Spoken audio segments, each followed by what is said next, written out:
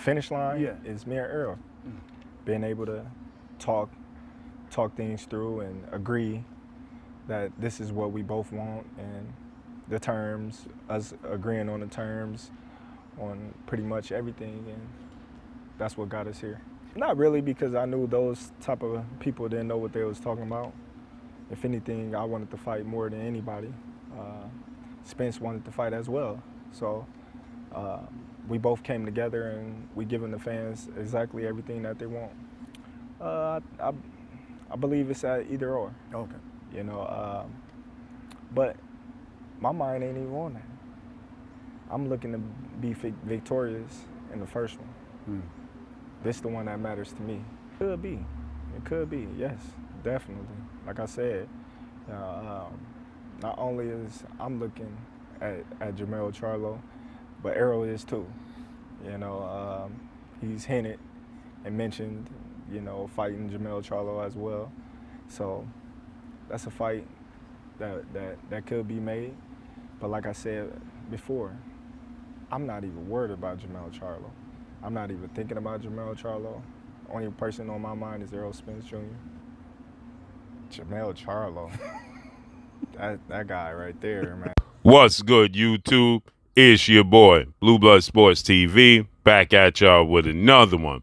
So, you just heard the voice of undefeated three-division world champion, former junior welterweight undisputed world champion, currently the reigning WBO, World Boxing Organization welterweight world champion, who is widely considered by many to be the #1 best pound-for-pound fighter in the world, in Terence Bud Crawford. Terence Crawford has a record of 39 wins, no loss and no draw, 30 big wins by way of knockout, 35 years of age, 5'8", with a 74-inch arm reach. He did an interview and a sit-down with Brian Custer on the Last Stand podcast, and Terence Crawford, he discussed a plethora of things. One particular he discussed was his mega showdown, July 29th, Las Vegas, Nevada, T-Mobile Arena, against undefeated, unified three-belt WBA, WBC, IBF welterweight world champion superstar boxer Earl the Truth Spence Jr., who is widely considered by many to be top 2, if not the #1, definitely top 5 pound-for-pound best fighters in the world, with a record of 28 wins, no loss and no draw, 22 big wins by way of knockout. He is 33 years of age, 5'9.5", with a 72-inch arm reach. With that said, that is the mega fight. It's the undefeated, undisputed welterweight showdown. It's a legacy fight. It's a super fight between the two. And so Terence Crawford, he was asked by Brian Custer, what was the difference in the negotiations this time opposed to the last time, to which Terence Crawford stated that this time, I agreed to everything. Errol Spence had agreed to everything. If we didn't agree to everything that was offered to us, this fight would not have happened, okay? It goes back to what I told you guys, that it had nothing to do with Terence Crawford not wanting to fight, nothing to do with Errol Spence not wanting to fight. It had everything to do with the powers that be just not wanting to budge on the budget, okay? The money, right? Simply put, they didn't believe that this fight was a mega fight, that it would sell. They would get a return on their investment. Hence the reason why Errol Spence has told you at the press conference, the second press conference, it's up to me and Terence Crawford to prove these suits wrong.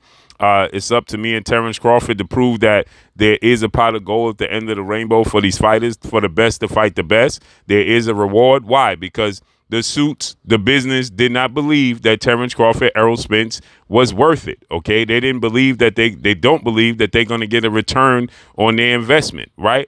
For a plethora of different reasons. You have so many different reasons. Many people in the sport of boxing, they believe you need a Mexican fighter to sell the fight, right? If you don't have the Mexican fan base to loyal and support the fight, that it won't sell, right? If you don't have a foreign fighter, right? A fighter like 8th division world champion, legendary, iconic Filipino superstar boxer Manny Pac-Man Pacquiao, who brings the Filipino fan base. If you don't have that fan base, if you don't have, a certain fan base, a UK, British fan base, that it won't, the African American community won't support the sport of boxing, right? It just won't sell. Hence the reason why you see a lot of fighters, they use the Mexican versus black or Puerto Rican versus Mexican rivalry, to sell fights, right? Because it comes down to the culture. the communities, and they believe that the communities will stand up, but they don't believe that the African American community will stand up. Hence the reason why I told you guys it had nothing to do with Terence Crawford not wanting to fight. It had nothing to do with Errol Spence not wanting to fight. It had everything to do with the business not wanting to fight, because they didn't believe that Terence Crawford or Errol Spence deserved the money that they was looking for. They didn't want to put up big money for this fight. And because of that, the fight wasn't going to happen. Plain and simple. Okay, as I told you guys, it's easy to point the finger at Terence Crawford and say Terence Crawford is pricing himself out. Terence Crawford don't want to fight. Well, you're not getting in the ring and you're not risking your life. Errol Spence is pricing himself out. Errol Spence suffered a horrific car accident. Errol Spence suffered a broken or detached retina. Errol Spence has a family. Errol Spence deserves to get as much money as possible. Nobody complains about Saul Canelo Alvarez or Anthony Joshua getting $30-40 million. Nobody complains. Everybody points to, well, they're draws. They sell. Okay? No. The African American community will support this fight. The boxing community will support this fight.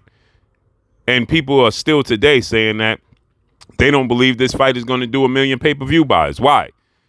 Why? Because one fan base don't have a foreign fan base, or one fan base is not a Latino, Mexican, or Filipino fan base. So the African American community won't stand up and support this fight.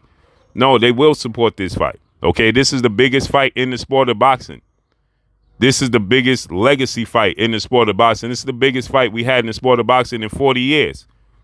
Plain and simple, cut and dry.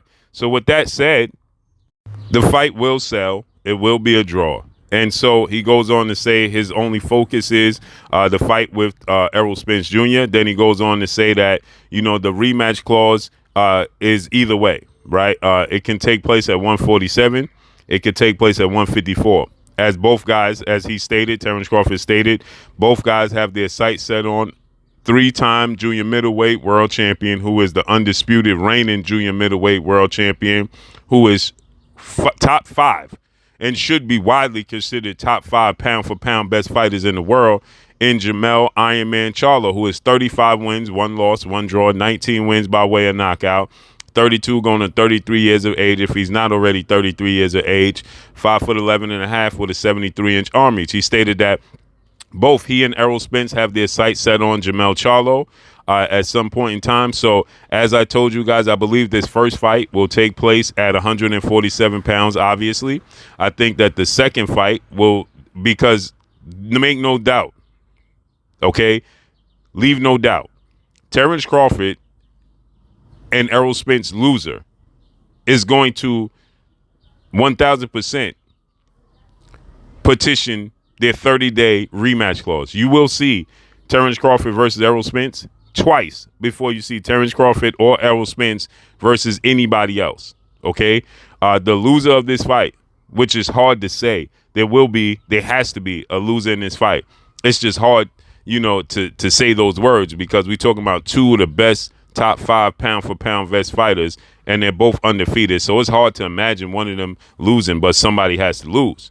But Terence Crawford, Errol Spence loser will no doubt petition their 30-day rematch clause. Okay, unless something drastic happens where one of the fighters is injured and can't participate, then you could possibly see the winner fight somebody else. But if it just ends in a decision or a knockout, late knockout, or something of that magnitude, you best believe you're going to see Terence Crawford, Errol Spence again before this year is up. And with that said, Jermell Charlo's on their radar.